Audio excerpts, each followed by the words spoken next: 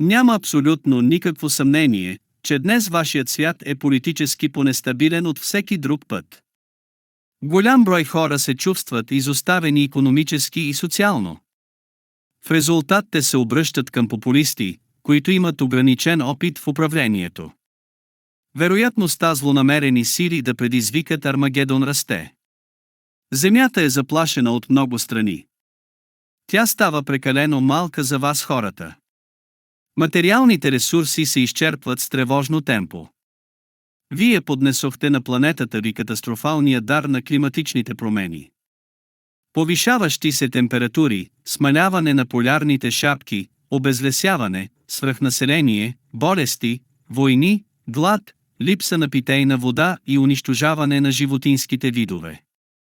Всички тези проблеми са решими, но никой не си помръдва пръста да ги реши. Глобалното затопляне е дело на всички вас. Искате да притежавате автомобили, да пътувате и да поддържате по-висок стандарт на живот.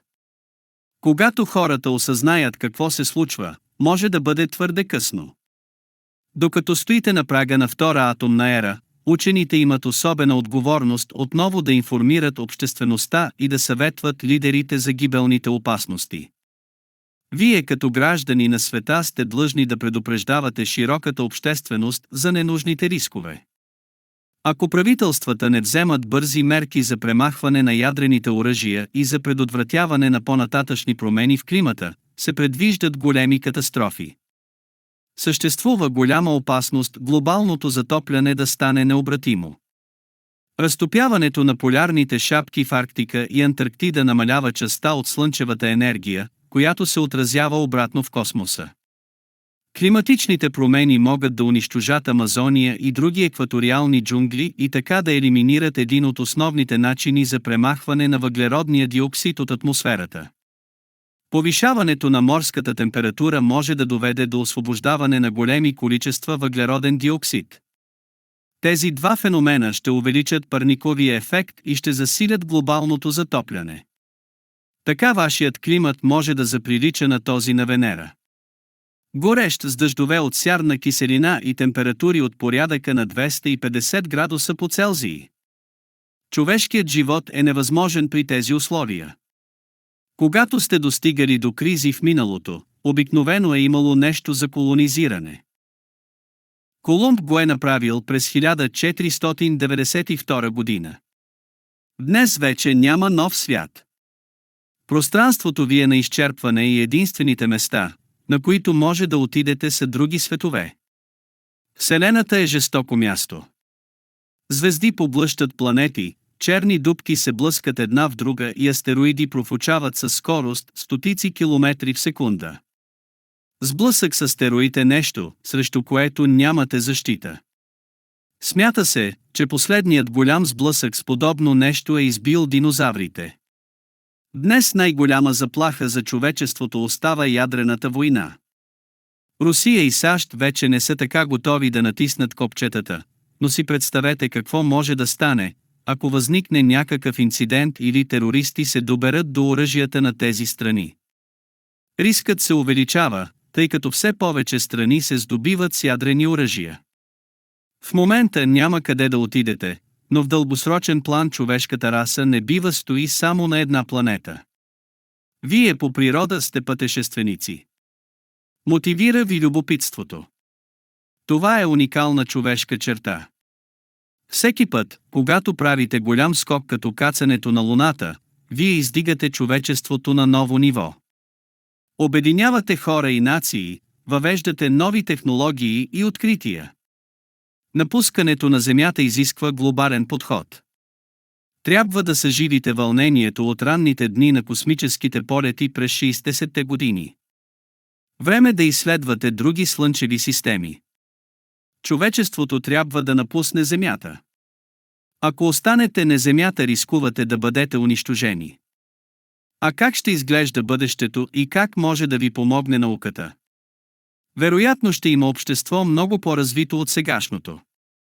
Сегашното темпо на растеж не може да продължи през цялото хилядолетие. Към 2600 година световното население ще бъде такова, че хората ще бъдат наблъскани рамо до рамо. Очевидно е, че настоящият експоненциален растеж не може да продължи безкрайно.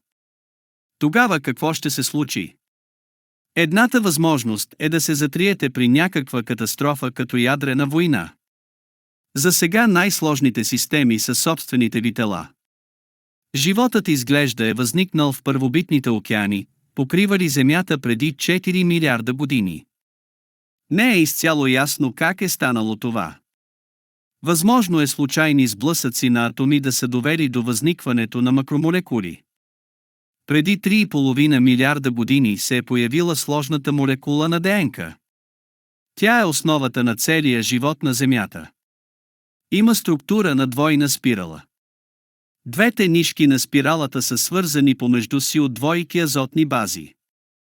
Има 4 вида азотни бази. Редът, по който се срещат азотните бази, носи генетичната информация. Тази информация позволява на ДНК молекулата да изгражда организъм и да се възпроизвежда. Докато ДНК прави копия на себе си, понякога се получават грешки в реда на азотните бази. Тези генетични грешки или така наречени мутации отмират. В отделни случаи обаче мутацията увеличава шансовете на ДНК да оцелее. Така информационното съдържание в последователността на нуклеиновите киселини се развива и усложнява.